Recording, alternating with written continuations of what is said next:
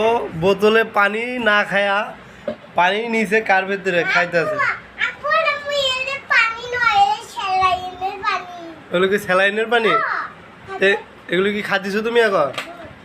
তা বোতলে খাতা পড়ে যাবে তো। এই যে আবার ঢালতেছে বোতলের ভিতরে, দেখেন ওর সিস্টেমটা দেখেন। ওর মতো মনে হয় এইরকম জিনিস যদি একটা সংসারে থাকে, সেই সংসারে শুধু শান্তি আর শান্তি। ঠিক আছে, আপনারাই দেখেন।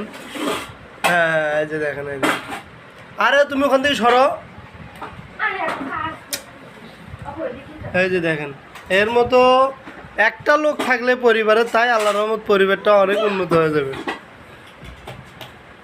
এই যে দেখেন দেখেন, ও আবার বোতল দেখছেন, আপনারা দেখতে পারতেছেন।